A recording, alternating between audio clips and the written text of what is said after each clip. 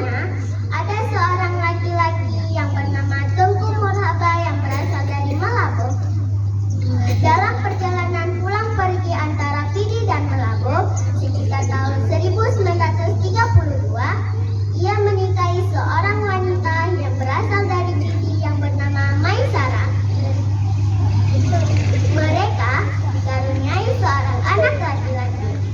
Namun, pada usianya yang keempat tahun, Maisara ataupun ibunya meninggal dunia.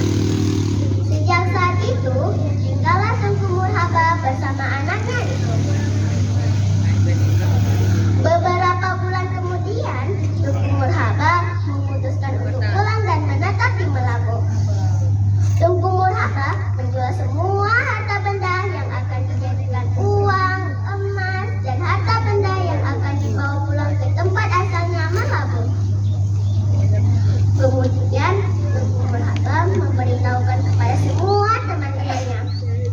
Salah satu teman Tengku Murhaba menanyakan kapan hari keberangkatannya itu. Tengku Murhaba tidak menaruh sedikit pun kecurigaan pada temannya itu. Pada hari keberangkatannya, ia dan anaknya ditemani temannya yang menanyakan kapan hari keberangkatannya tadi.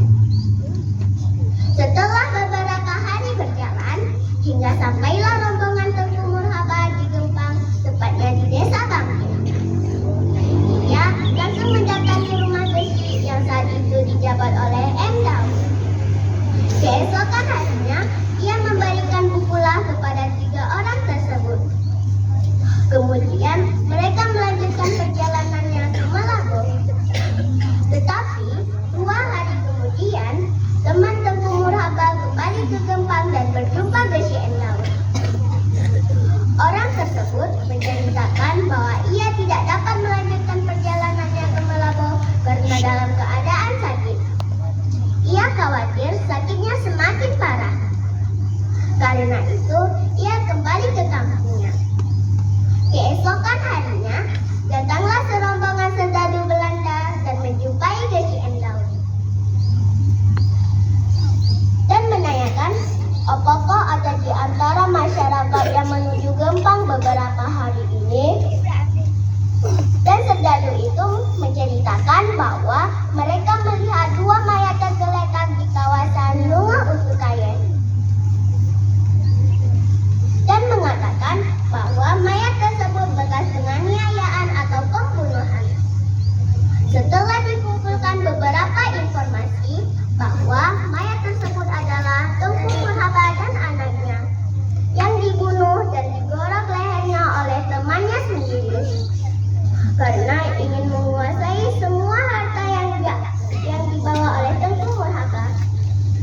Dikarenakan mayatnya sudah membusuk, mayat tersebut dikubur dalam 1 liang lahat. Atas dasar tersebut, banyak orang yang menganggap kuburan tersebut adalah kuburan keramat karena dikubur anak-anak yang dianiaya.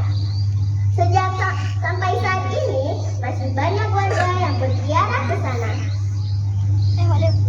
Begitulah cerita singkat tentang kuburan ini. Mudah-mudahan ada manfaatnya bagi kita semua. Amin ya rabbal alamin. Cukup sekian ya cerita saya hari ini. Mohon maaf jika ada kesalahan kata. Wabillahi taufiq wa hidayah. Wassalamualaikum warahmatullahi wabarakatuh.